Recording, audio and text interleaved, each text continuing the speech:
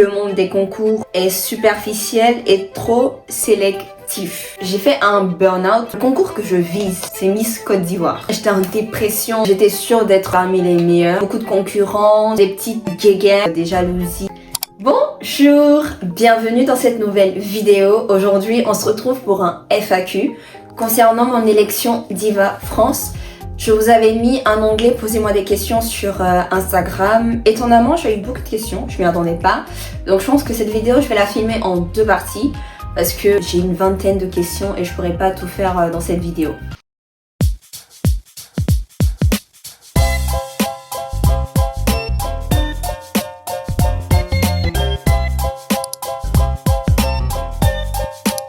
Bienvenue sur ma chaîne pour ceux qui me découvrent, je m'appelle Malaika.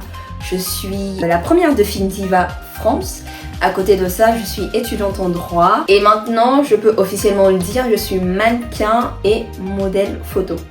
Et je sais pas si je l'ai dit, mais créatrice de contenu également. En octobre dernier, j'ai fait un concours de beauté, mon premier concours de beauté d'ailleurs. Et j'ai fini première de film, comme vous pouvez le voir. Le concours, c'est Diva France. C'est un concours sans critères physiques qui met l'accent sur le charisme, la prestance, l'éloquence, l'élégance, plutôt que les critères physiques comme dans les concours classiques qu'on connaît. Voilà un peu. Alors, on va tout de suite commencer. Première question. Selon toi, qu'est-ce qui explique que tu es allé aussi loin, ton charisme, ton entraînement, etc. Moi, je pense que je suis allée aussi loin parce que j'ai de la détermination. Effectivement, je pense que c'est aussi dû à mon charisme naturel, à ce que je dégage, à la confiance que j'ai en moi.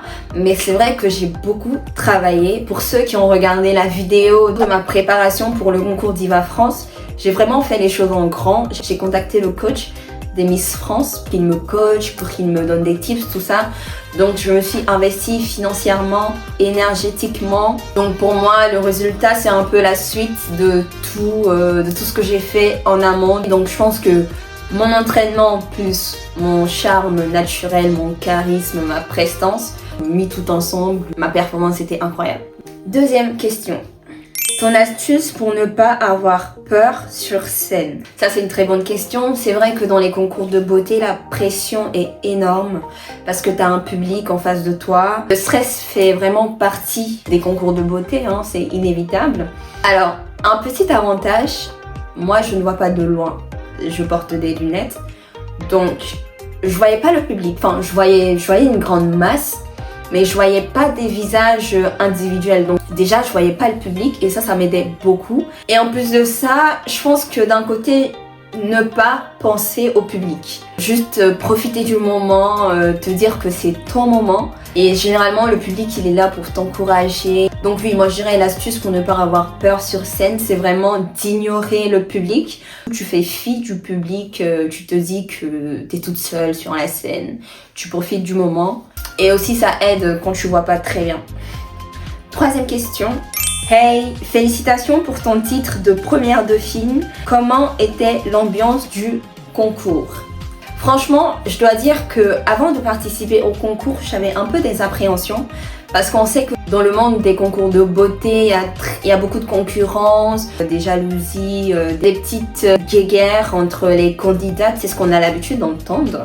Mais étonnamment, franchement, c'est pas pour lancer des fleurs au concours, hein, mais l'ambiance était vraiment top. Tout le monde s'entendait, très familial comme ambiance. Et surtout, ce qui m'a marqué, vous voyez, il y a différentes étapes, donc plus on avance et plus t'as des filles qui sont éliminées. Malheureusement, c'est le jeu, c'est comme ça. Mais ce qui m'a vraiment touchée, c'est que les filles qui étaient éliminées nous aidaient à nous apprêter, à mettre nos chaussures, nos vêtements. Ça m'a vraiment surpris parce que c'est pas ce qu'on nous dit des concours. Donc vraiment, l'ambiance était top. Très familiale, très conviviale. Franchement, j'ai adoré. Quatrième question. T'attendais-tu à aller aussi loin pour une première expérience? Honnêtement, oui. Oui, franchement, moi, je visais la couronne. Hein. Moi, dans ma tête, c'était à la base, dans ma tête, c'était la couronne ou rien. Je veux rien d'autre. Je veux gagner, je veux rien savoir. Premier concours ou pas premier concours, moi, je dois gagner. À la base, c'était mon état d'esprit avant d'arriver au concours. Maintenant, une fois que je suis arrivée au concours, les choses ont un peu changé. Parce que arrivée sur place, la présidente nous a donné le programme du week-end parce que c'était sur un week-end. Les épreuves elles commençaient vendredi et la finale c'était samedi. Donc vendredi, on avait tout ce qui était un test de culture générale, c'était un test écrit. On avait aussi un entretien avec le jury et aussi notre comportement sur le week-end, notre attitude. Et à la suite de tout ça, déjà le top 8 était choisi. Et vraiment quand j'ai appris ça, là j'étais sûre de rien. Pour être honnête, j'avais peur du test de culture générale. Pourquoi ? Parce que moi ça fait 4 ans que je vis en France. Et la culture générale c'est vraiment un truc de localisation. Enfin comment je vais dire, la culture générale est propre à chaque pays, chaque continent où tu vis. Enfin on va dire chaque continent peut-être. Parce que la culture générale en Allemagne, en France, non oui, à chaque pays même je dirais. La culture générale est propre à chaque pays. Moi, j'ai fait toute ma scolarité en Côte d'Ivoire, j'ai grandi, vécu, enfin j'ai tout fait en Côte d'Ivoire. De façon générale, j'ai une bonne culture générale parce que je m'intéresse au truc du monde. Mais je trouve pas que j'ai une culture très pointilleuse sur la France. Enfin, moi, je me dis que quelqu'un qui est né et a grandi en France est plus avantagé dans un test de culture générale que moi qui suis là que depuis 4 ans. Donc ça m'a fait stresser. Je me suis dit, oh là là, imagine, on me pose des questions que je connais pas. Mais dans la même journée, j'ai appelé ma mère et elle m'a rassurée. Elle m'a dit, enfin, ton problème, il n'est même pas au niveau du top 8 parce que j'avais peur, est-ce que je serais dans le top 8 ? Donc la question c'était, est-ce que je m'attendais à aller aussi loin ? Oui. À la base, oui. Oui, j'étais sûre d'être parmi les meilleurs. Et je pense que c'est aussi parce que j'ai beaucoup travaillé. Parce que je sais que dans les concours de beauté, le plus important, c'est le catwalk. Le catwalk, c'est la marche. Vous voyez, la marche des Miss, tout ça, des mannequins. Je sais que c'est ça le plus important. Et je sais que j'ai pris le meilleur des coachs pour m'entraîner. Donc, j'étais très confiante. Pour être honnête, j'étais très confiante à ce niveau-là. Et aussi, pourquoi je m'attendais à aller aussi loin ? Parce que j'avais toute ma famille derrière moi. Le fait que ma famille me booste autant, j'étais vraiment sûre de moi. J'étais sûre d'être parmi les meilleurs du concours. Donc oui, j'étais sûre d'aller très loin. Même si c'était un premier concours. Question suivante, ça c'est une très très belle question. Ne trouves-tu pas que le monde des concours est superficiel et trop sélectif ? Alors... je pense que à première vue, effectivement, le monde des concours de beauté, c'est un monde très superficiel. C'est un monde basé sur l'apparence physique, malheureusement, ce que tu dégages. Donc c'est des critères assez... des concours de manière générale, hein, parce que je sais que la question c'est vraiment de façon générale, pas sur le concours Diva France. Parce que l'avantage avec Diva France, contrairement aux autres concours, il n'y a pas de critères physiques. Mais je sais que la personne me posait la question de façon générale pour les concours de beauté. Donc effectivement, c'est un monde assez superficiel et très sélectif parce qu'il y a la taille qui compte, il y a la forme, parce qu'on sait que de façon générale, il faut être assez mince, assez élancée, assez grande et surtout il faut être belle, ça reste des concours de beauté. Mais la nuance à apporter, c'est que dans les concours de beauté, on ne recherche pas qu'une carapace, qu'un physique. On ne recherche pas qu'une belle femme grande, mince, non. Il y a aussi la tête, il y a aussi l'éloquence, l'intelligence, l'élégance et les valeurs humaines. Par exemple, si tu compares les mannequins et les Miss, la différence c'est que les mannequins c'est purement physique. Tu seras choisi uniquement pour ton physique, ton charisme, ce que tu dégages, ta présence. Alors que les concours de beauté, en plus du physique, on va aller chercher ce que tu as dans la tête. On va aller chercher tes valeurs. Pour t'exprimer correctement, il y a un niveau d'études minimum requis. Quand tu t'engages dans des concours de beauté, ça te pousse à défendre une cause. Voilà, il y a beaucoup plus derrière qu'un simple physique. C'est pour ça que parfois, dans les concours de beauté, les gens s'étonnent, oui, c'est pas la plus belle qui a gagné, je comprends pas pourquoi telle ou telle personne a gagné, parce que c'est pas uniquement basé sur la beauté, c'est pas la plus belle qui va gagner, c'est celle qui va se démarquer le plus. Et tu te démarques avec ton éloquence, tes valeurs, ton énergie, ta prestance. Parce qu'une Miss doit être capable, enfin une Miss, une reine de beauté, doit être capable de s'exprimer, d'échanger avec les gens. J'espère que j'ai bien répondu à la question. Je trouve que c'est une occasion de montrer qui on est, de montrer ce qu'on soutient. C'est l'occasion de porter une idée, des valeurs. Avant-dernière question. Que dirais-tu à une jeune femme qui hésite à s'inscrire chez nous? Moi, je lui dirais de tout simplement sauter le pas. Parce que pendant longtemps, j'ai hésité. Dites-vous, le concours Diva France, je l'ai découvert en, je pense, 2023-2024, un truc comme ça. Et à l'époque, j'avais vraiment pris toutes les informations, mais j'avais pas osé sauter le pas. Donc c'est en 2025 que j'ai finalement décidé de participer. Et franchement, ça a été l'une des meilleures expériences de toute ma vie. J'ai fait des choses dont je savais même pas que j'en étais capable. Faut savoir que normalement, moi, je suis introvertie. Le fait de parler devant un public, de danser, de marcher, vraiment, j'ai été impressionnée. Donc, je suis déjà très très fière de moi. Faut vraiment oser. Vraiment, ça m'a fait sortir de ma zone de confort. Booster ma confiance à 10 milliards de %. Rien que pour ça, j'encourage tout le monde à faire un concours de beauté au moins une fois dans sa vie. Parce que l'expérience est vraiment à prendre. Et quand tu fais un concours de beauté, t'as l'impression que tu peux tout faire. Là par exemple, en ce moment, j'enchaîne les castings. Il y avait une dame qui est responsable d'une agence. Elle m'a vue. Elle m'a dit « Waouh, tu marches trop bien, mais tu défiles trop bien ». Il n'y a pas que la marche aussi, il y a l'énergie que tu dégages, il y a le charisme, il y a la prestance et tout ça, je l'ai pris sur la scène de Diva France. Donc, qu'est-ce que t'attends en fait? Inscris-toi, lance-toi. Donc c'est ce que je peux dire. Fonce, t'as rien à perdre, t'as tout à gagner, au contraire. En plus de ça, tu te fais des connaissances, des amis... Tu te fais aussi des contacts dans le milieu. Par exemple, on aura plein d'événements, on aura même des défilés sur Paris. Donc, bref, ça t'ouvre vraiment des portes. Surtout si tu veux vraiment te lancer dans ce milieu-là, dans le milieu de la mode, le milieu de la beauté, tout ça.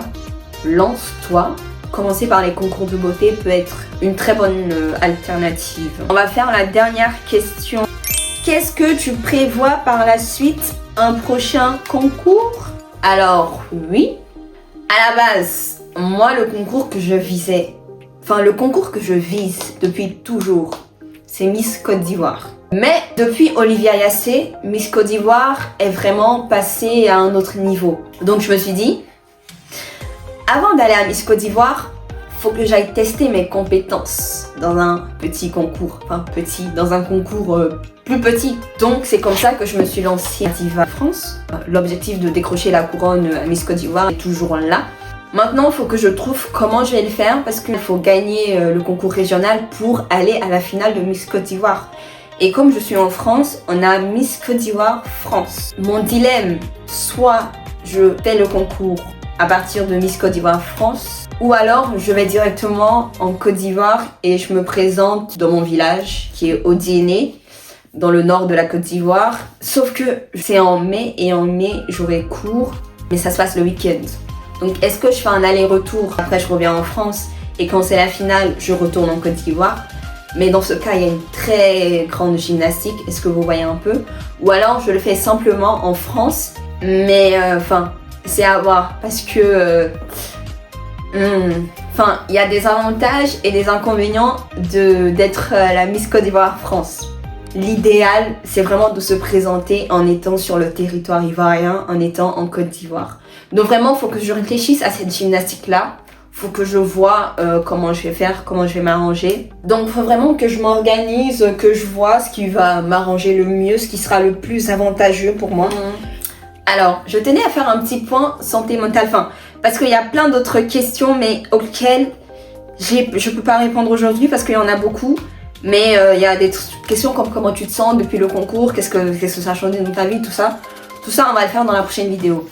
Mais petit point santé mentale. En fin d'année, je pense surtout au mois de novembre, j'ai commencé à faire un petit burn-out parce que je me sentais dépassée de tout. Parce que je fais 10 milliards de choses à la fois. Je vais vous lister un peu ce que je fais. Je suis engagée dans un concours. Ça veut dire que j'ai des objectifs Par exemple, souvent on a des vidéos à tourner, on a des photos à faire, ou même moi, même sans le concours, j'ai des objectifs de contenu à faire avec mon écharpe en tant que diva. Je fais des études de droit.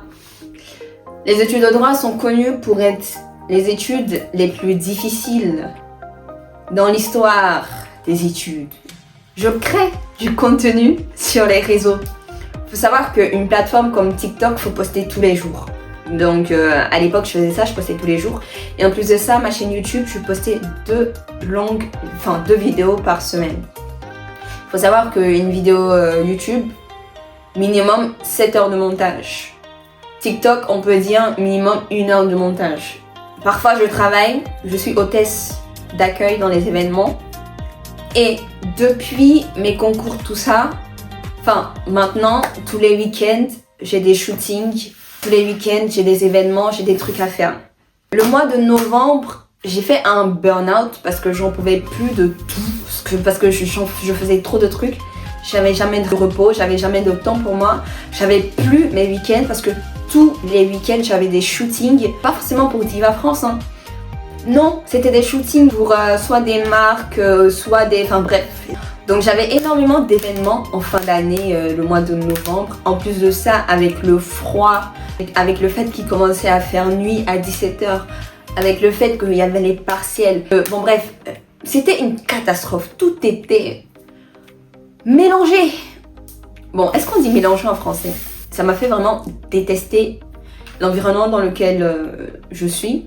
Je faisais plus rien. J'ai l'impression, mais j'étais en dépression, je comprenais rien, j'avais perdu goût à tout, je voulais rien faire, je voulais parler à personne, je voulais voir personne, je voulais entendre personne.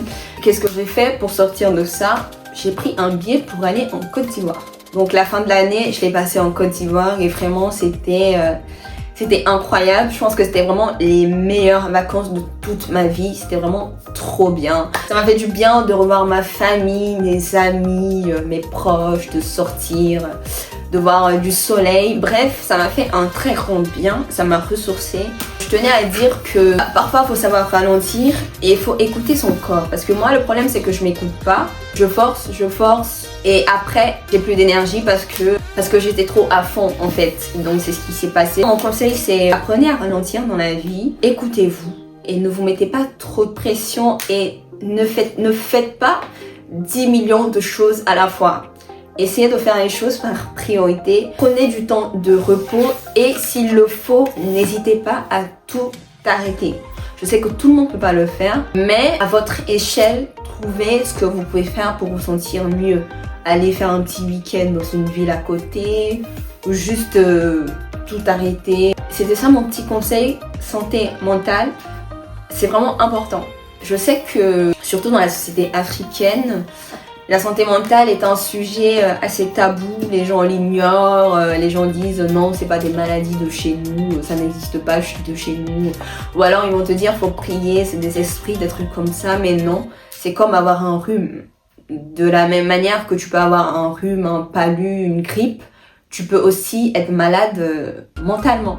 Donc c'est pareil en fait, ça se soigne. Je pense que quand je vais faire les concours de beauté, les autres concours, je pense que je vais inclure la santé mentale dans les causes que je soutiens. Là, je commence à chercher des causes que je vais défendre, les causes qui m'intéressent. C'est tout ce qui intéresse la femme. Bref, je vous en dirai plus, mais moi, j'encourage les femmes à croire en elles, à sortir des cases que la société a tracées pour elles. Vraiment, c'est ça mon objectif.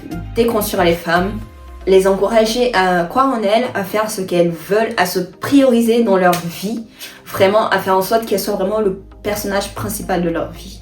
C'est l'une des causes que j'ai. Et aussi tout ce qui est maltraitance des enfants, violence des femmes, tout ça. Parce que tout ça, c'est des instruments de domination sur les femmes. Je vous en parlerai plus dans un futur très très proche. Et tout ça pour dire que moi, je vais rajouter la santé mentale à toutes ces causes-là. Je pense qu'on a fait le tour. Et un petit mot pour encourager toutes les femmes du monde. C'est vraiment de croire en vous. Partout dans le monde, je vois que de plus en plus les femmes commencent à se réveiller, à prendre conscience de qui elles sont, de ce qu'elles veulent vraiment.